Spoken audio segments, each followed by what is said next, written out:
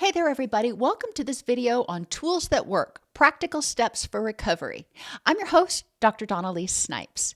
Now, as you can probably tell if you've looked at the channel, this is a little bit of a reboot. It's been a while since I posted anything, so I hope this new format is something that resonates with you. In the coming videos, we'll explore spiritual principles to help you develop a framework that will guide your thoughts and behaviors and help you move toward your rich and meaningful life. These principles will be connected with specific suggestions for tools that work. So I will be providing some cognitive behavioral tools that you can use to actually move forward. This particular video is an introduction to the framework that I call Perfects. It's important for us to remember in recovery, good orderly direction or following our treatment plan or following our path wisely helps us perfect our lives, helps us move towards what's important in our rich and meaningful life. So what does Perfects stand for? Well, again, good orderly direction is the path or the plan to get us to our rich and meaningful life. And if we stay on that path, then we're going to use our energy effectively and efficiently. Now, that path can be characterized by the mnemonic Perfects. P stands for prudence, which is a combination of patience and wisdom. E stands for endurance of challenges, because change is hard. Even if it's a change you want to make, it's hard. R stands for respect for self and other. And when we change, we can meet with some resistance from others, and we need to respect ourselves enough to say, this is what I need to do for me. But we also need to do it in a respectful way for those around us, so we're not encroaching on their values and beliefs. F stands for forgiveness of self and other. E stands for earnestness in all that you do and say. Say what you mean and mean what you say and give it 100%. Don't halfway it. C stands for compassion for self and other. And sometimes we can have compassion for others, but a lot of people find it very difficult to have compassion for themselves. And when we're in recovery, we are struggling. It is hard. It's a job. It can be painful. It can be frustrating. It can be exhilarating. But we need to have compassion for ourselves and recognize that we're doing the very best that we can at any given moment. We are earnestly working toward our rich and meaningful life and cutting ourselves a little slack. Truthfulness is the T, and that stands for being authentic and truthful with ourselves about what we need, about what we want, about what we can and cannot do, and being truthful with others as well.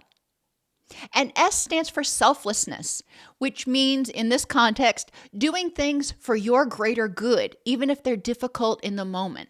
So selflessly choosing not to use because it's important to stay sober for not only your own health, but for the health and well-being of the people that are important in your rich and meaningful life.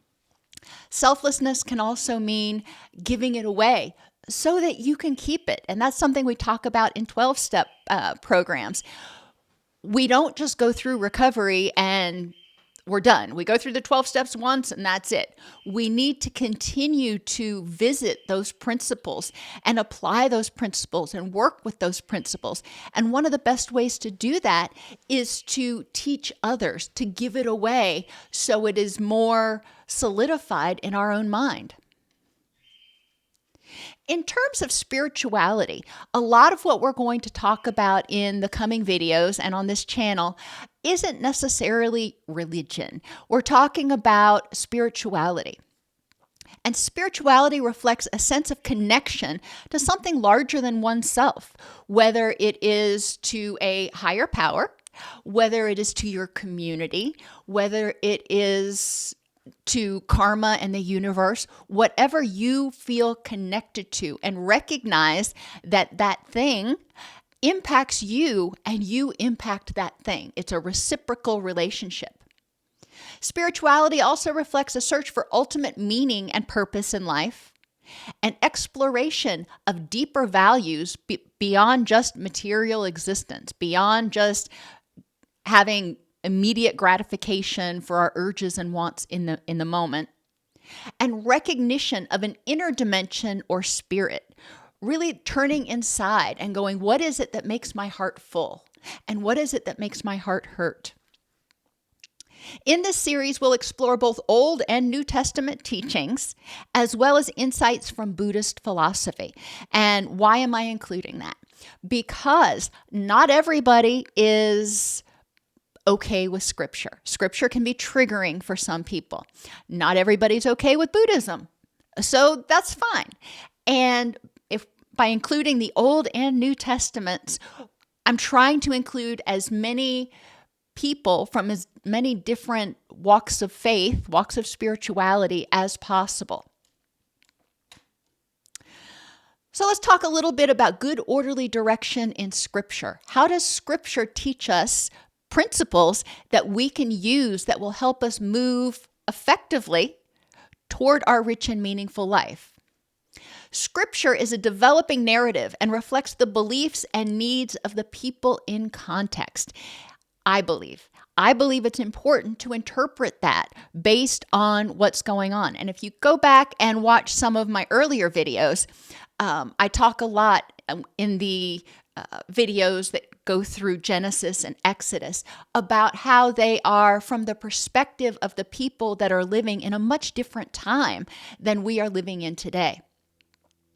Scripture, when viewed as if it were a story of a loving caregiver, a loving higher power that struggled to understand the weaknesses of his flock, it may make more sense. The times when God says, I'm done, I'm abandoning you, I'm turning my back on you, but then he eventually comes back around. The things that God does when he says that I'm an angry and jealous God, understanding how a higher power who's omniscient, or understanding how a caregiver who, as adults, we've been through so much, and sometimes our kids do things and we're like, dude, that makes no sense. What in the world are you thinking? But we have so much more experience, and it's important to be able to take their perspective, take the perspective of the child that has those weaknesses. Viewing every passage and story in Scripture by asking, how does this provide me with the wisdom I need to be more perfect in my recovery, can also provide a different perspective. When you read the story of the Garden of Eden, what are you supposed to learn from that can help you make better decisions and move toward your rich and meaningful life? Because obviously Adam and Eve were expelled from Eden. That's not exactly what we want to have happen. So what can we learn from that to educate and inspire us? There are stories in the New Testament that are similar. And we're going to talk about those as we go through this series. But recognizing everything in Scripture, in my belief, everything in Scripture is there to teach us something. It may be what to do. It may be what not to do. And in the Old Testament, there are a lot of what not to do's. But we can glean from that, okay, what could that person have done instead? Scripture can trigger reactions in people based on their past experiences. I recognize this.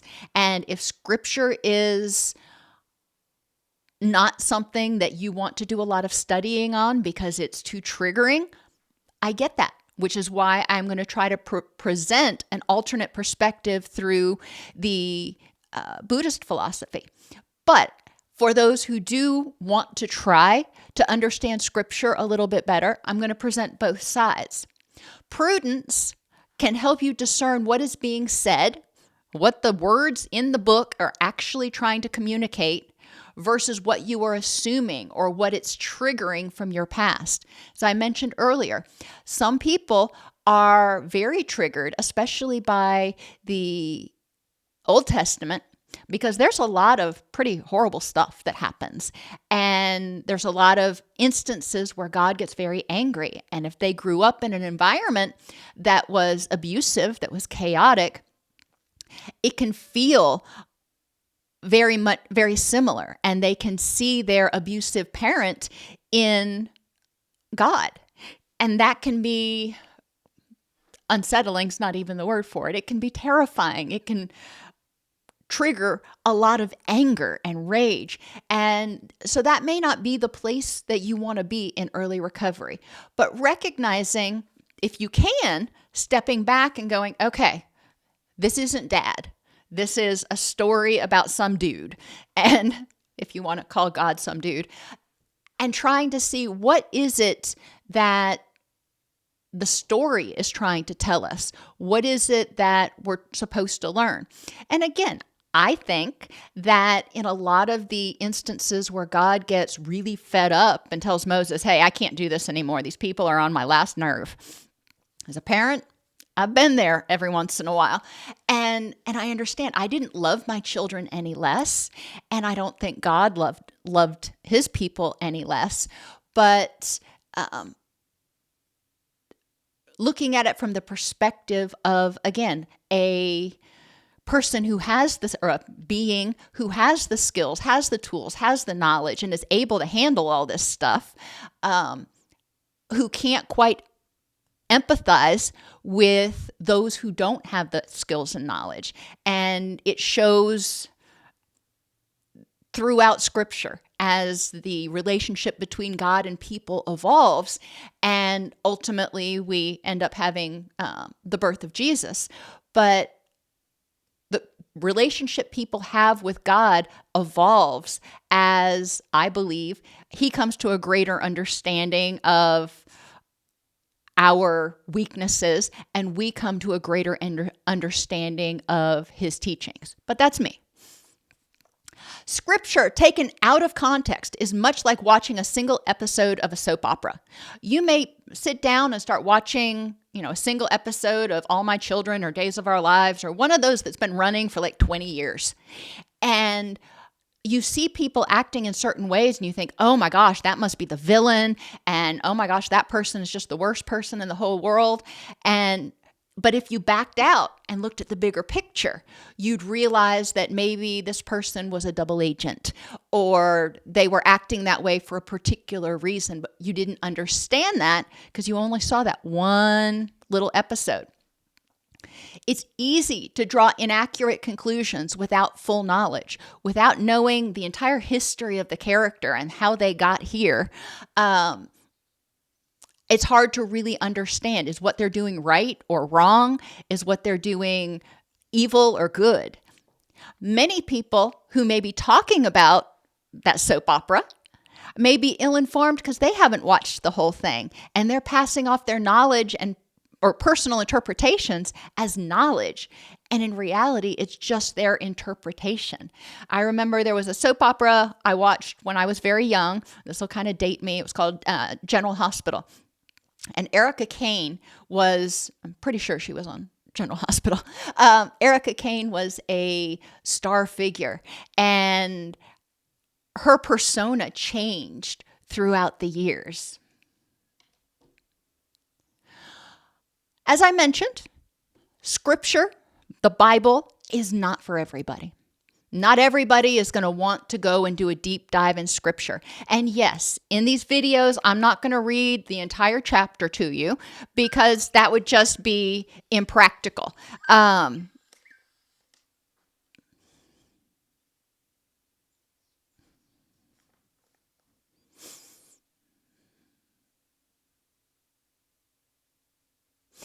Okay, so we have Scripture, and I admit that Scripture's not for everybody. However, crap. 14,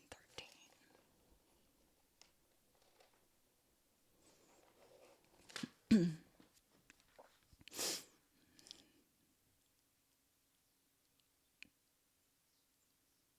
Okay, Okay, so let's move on to Buddhism, because as I said, scripture's not for everybody. And in the coming videos, I am going to share with you excerpts from scripture. And I think it's really important to go in and get the full context, the full chapter, to get a better understanding of what that particular verse means. But if I read you all those chapters, we would be here for hours every single day. And I don't think anybody really wants that. So it is important, if you want to use scripture to guide your actions, that you don't take it at face value from what I say. You say, all right, Doc Snipes brought up these different passages. Let me go do my own research and see if I agree with her interpretation and see if it's still meaningful to me. I'm good with that. If you're not wanting to do that, then let's talk about Buddhism. In Buddhism, they have something called the Noble Eightfold Path. And following the Noble Eightfold Path means starting by comprehending the Four Noble Truths. And these will sound very familiar if you've studied dialectical behavior therapy or even acceptance and commitment therapy. Pain is a part of existence. It just is. Distress is part of existence, and we've got to learn how to deal with it. Attachment and craving cause suffering. When we hold on to something, I want this now, or I can't live without this, that causes suffering if we can't have it. And letting go of that attachment and accepting, we can't have it, can help us lessen suffering. So recovery means relinquishing attachment to what should have or been. For example, I should have had this upbringing. I should have had better parents. Well, you didn't. And if you keep holding on to that should, your energy and your heart is going to be tied up in the past and with resentment and regret. So letting go, relinquishing your attachment, relinquishing your anger connection with that is really important. The way to do that comes with patience and wisdom, following the rest of these principles in the Eightfold Path. Right thought is another part of the Eightfold Path. And right thought means love and non-attachment. I'm going to view everything that's going on through a lens of love. What is the most loving thing to do at this point in time? And looking at the things to which I'm attached, because as humans, we do have a lot of attachments, and being willing to say, okay, what if I unhooked from that? What if I wasn't attached to that? What is the most loving response to this situation? Right speech means basically being honest, saying what you mean, meaning what you say, and being honest in your communications.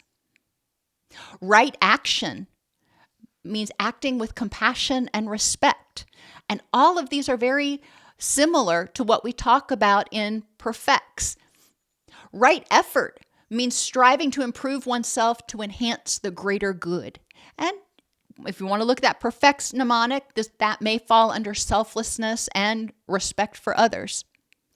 Right mindfulness means maintaining an awareness of what is. Maintaining awareness of our thoughts, our feelings, our needs, but also being aware of what is true in the moment. And the truth changes constantly as the moments change, but maintaining awareness of what is really important. Not living in the future, anticipating, guessing, hypothesizing, worrying, not living in the past, because you can't change the past, but maintaining an awareness of what is right now and what you can do, what the best choice is, the right action is to move you toward that rich and meaningful life. Right concentration means engaging in deep states of meditative reflection to learn from the past and use prudence and wisdom to move forward toward your rich and meaningful life. Now, the only one of the 8 noble truths that didn't fit with the perfect mnemonic was right livelihood. But if we're going to talk about Buddhism, I don't want to omit particular things. So right livelihood, and that means earning a living without encroaching or hurting others. Obviously, we don't want to do that. Consider how each of these frameworks overlaps. How can they be useful for helping you move toward your rich and meaningful life in recovery? And how are these principles lacking in your illness? And when I say illness, maybe it was grief, depression, anxiety, addiction, even physical health issues that are made worse by stress. But thinking about how these principles and applying these principles could help you move toward a life that is rich and meaningful, even if you continue to have a particular issue or condition.